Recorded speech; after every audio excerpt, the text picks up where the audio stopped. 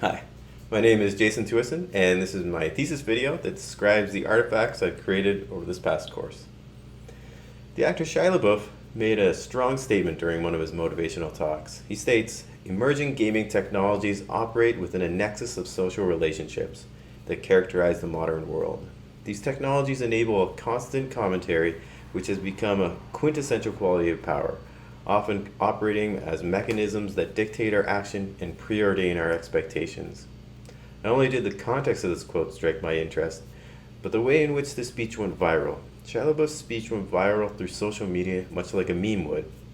I believe this was intentional due to the green screen background and the layout of his video, making it easy for his audience to alter and share. As I describe my artifacts throughout this video, I will also relate them to this meme phenomenon. The advert game. The original game's advert game is an experiment with an aim to merge marketing with enjoyment, referencing the pop culture gaming icon Space Invaders. Dictionary.com describes a meme as a cultural item in the form of an image, video, or phrase that is spread via the internet and often altered in a creative or humorous way. I feel the use of the Space Invaders game mechanic makes this artifact almost an interactive meme. It is also a concrete example of demonstrative advertising. Ian Bogost describes this in his book. Demonstrative advertising provides direct information. These ads communicate tangibles about the nature of the product. By creating these types of advertisements for my games, I'm creating a catalyst for the game to go viral.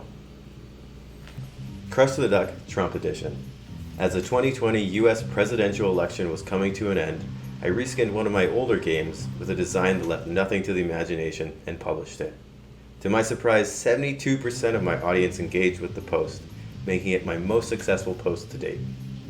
To keep the momentum going, I made an ad on Facebook and sent it off to review. It was declined. The reason being, the post involved the name of a politician and could possibly influence the voting population. This made me realize the power an influential game could have. I began to research more on the history of political games. Ian Bogost wrote quite a bit on the topic and states in his book, Persuasive Games, video games have a strange and sundry history in politics. Many games grafted visuals or themes onto existing procedural mechanics. This is in essence exactly what I had done with Crush the Duck Trump Edition. Another example of this is the Brexit Bus game. This game wonderfully illustrates the fiscal history of Brexit through a reskin of a simple hill climber game, creating an influential game that uses visual rhetoric to argue a point. Crypto Duck.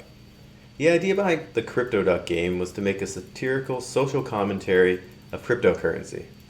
It was inspired by other incremental clickers like Cow Clicker and Paper Clips. I found similarities not just in the mechanics of the game, but also in the conceptualization. Ian Bogost, the creator of Cow Clicker, states, "Satire these days risks becoming mere conceptual art." The idea of the cow clicker arose almost involuntarily. I feel that the Crypto Duck theme of cryptocurrency was a complete afterthought. Development was a way of me reusing art assets I had originally built for the UI system of CubeSpace, my original thesis artifact I pivoted from.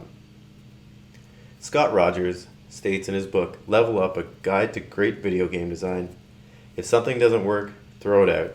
Don't be precious with your ideas. They're a dime a dozen. But when you do throw something out, have a backup plan." My backup plan was to reuse the art assets and in a way create a meme of the original CubeSpace project. I simplified the game down to one screen and related it to a cultural item of cryptocurrency and hoped to go viral. The concept of Duck Runner is a mechanism to create awareness of information overload.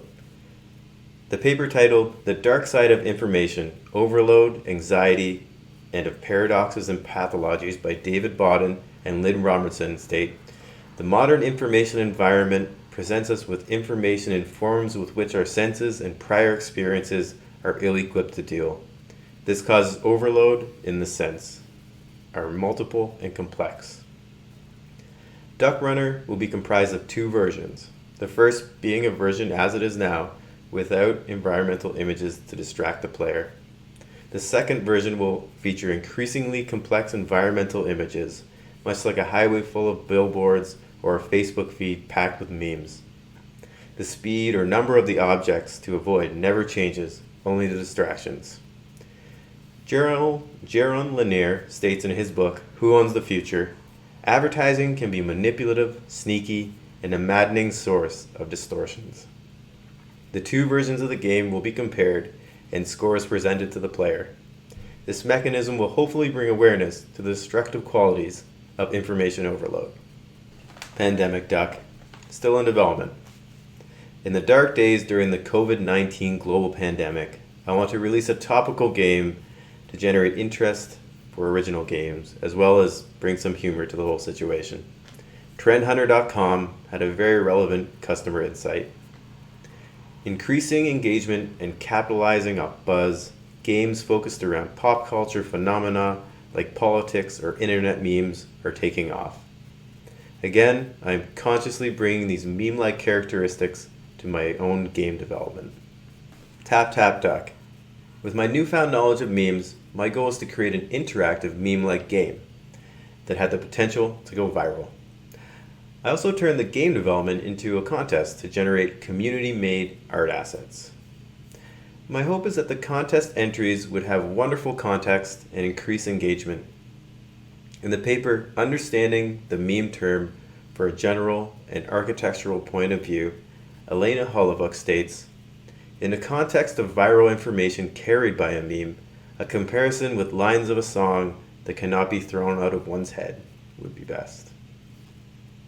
As I move forward with original games, I plan to continue emphasis on topical aspects of design and make games with purpose and message. I feel the strategy will increase the amount of audience engagement while giving original games a voice. I feel this past learning module has been a journey to find this voice. With every game I created, the vision became more clear. It wasn't about coding, art, or the platform, but the purpose, the context, and most importantly, the audience. By developing these games, I'm creating mechanisms that can influence action and preordain my audience's expectations. Thanks for watching.